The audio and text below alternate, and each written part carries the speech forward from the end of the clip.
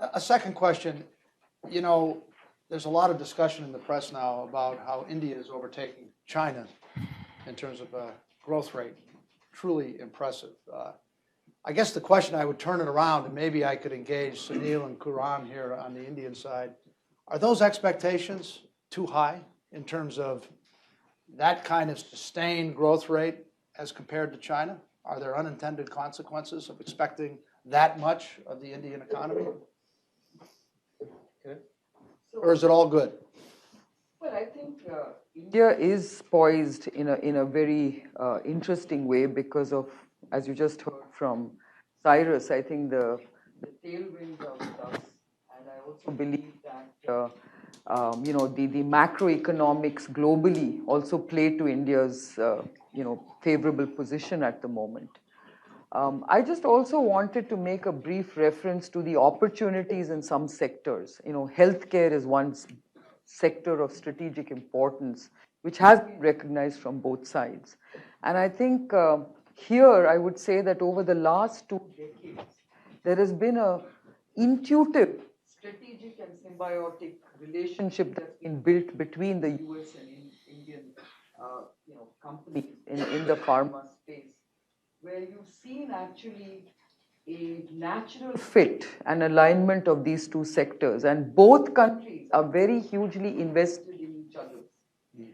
I think generics have become a very, very important part of the Indian pharma space, which have actually played a very significant role in the global, in the healthcare space in the US. You know, I think it's estimated that India basically contributes to almost 30% by volume of generics, and the US actually has benefited over the last 10 years almost $1 trillion in terms of savings to the exchequer through generics. Now, I think we are not talking enough about this very strong partnership that we built over the years. I think you know, there is job creation on both sides. This is a great Make in India story for India, because I think US companies are leveraging the manufacturing base in India to really be globally competitive and to help their own businesses.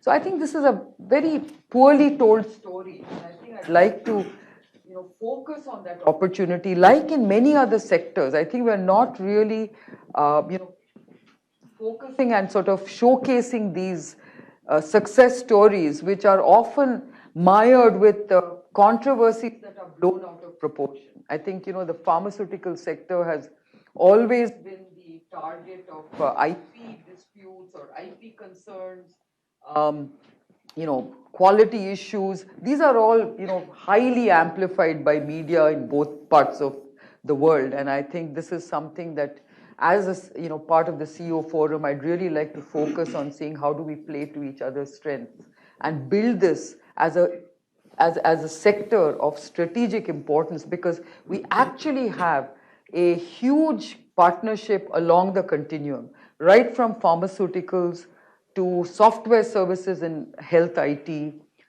to, you know, innovation, through many aspects of the whole continuum.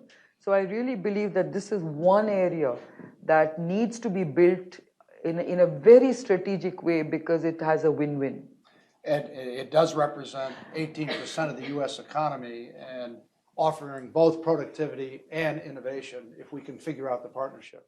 Well, I think, you know, a company like Gilead has certainly figured out that partnership. I think they've done extremely well in recognizing, you know, the market access opportunity in India, and India also has recognized the value of these kind of partnerships. So I think it's a very... Thank you very much. To take Dave's point, and Kiran, and then on through to Sunil and Cyrus, how do we make real progress there? And can you use us as an excuse to get it done in India? Exactly. Well, you know, in all fairness, I think we are beginning to see that bureaucracy is becoming very receptive and responsive to you know, various requests and asks from industry. At least I'm seeing that happen in a very gratifying way, because up until now, like Dave said, I think bureaucracy was a deterrent. In many sectors, they were over-regulated, including the healthcare sector. No. I can tell you that we are really sort of battling with very, very, very stringent regulations.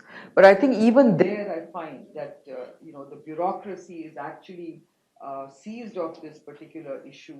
I think we have many, many areas in biotechnology that we are trying to deal with. The National Biodiversity Bill being one of them, which is extremely restrictive. But I'm glad to see that the Ministry of Environment actually is very seized of this problem, and they're willing to basically work with various stakeholders to see how they can enable industry to basically invest in some of these areas.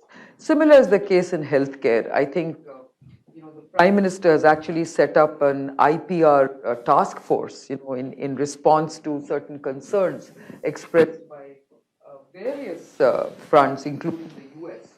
And I think here again, there is a very positive, mood that has set into this whole area, where there is a huge amount of stakeholder consultation. There is a new IPR policy that is on the anvil.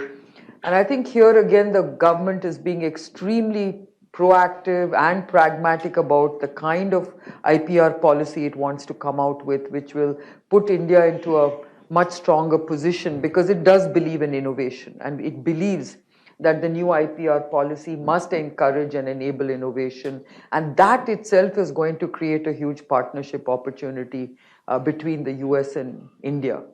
So I think there are a lot of positives going in that direction, but like everyone said, it has to be implemented expeditiously.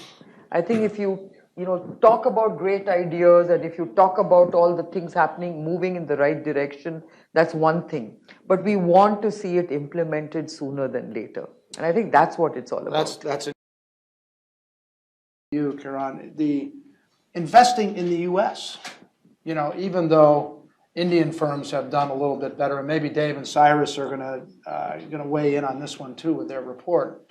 But what are the impediments? We tend to be pretty preachy about everybody else being a friendly place to invest, but we're not always the most friendly ourselves. Do you have any comments on some areas where we could prioritize our advocacy of our government to facilitate further investment from your side?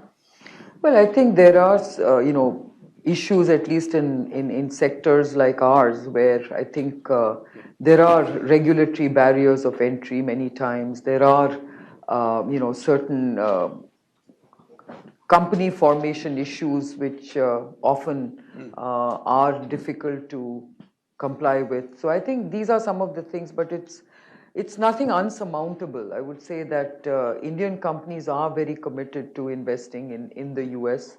I think, again, tax is, the double taxation treaty, and those are the kind of issues that also need to be resolved in a very clear, succinct way, because that's what makes it difficult for companies to really take a call on big investments in this part of the world.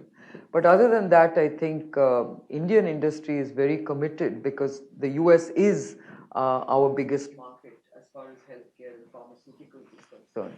So I think we are very heavily invested in the US, creating a large number of jobs as well, local jobs. And again, it's manufacturing jobs, and of course the pharmaceutical sector is largely in manufacturing in the US, apart from a few jobs in marketing. But I think that's the strength of this relationship, because it's a two-way investment, where US companies have also invested hugely in the Make in India opportunity that plays to their advantage.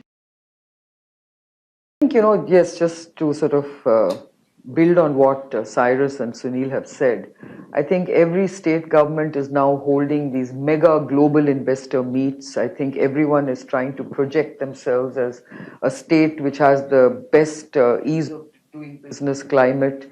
And each state actually is trying to play to its strength, because I know that, for instance, Karnataka is trying to play to its IT and tech strength, and it's set up a startup council, and it's focusing on this whole innovation startup ecosystem.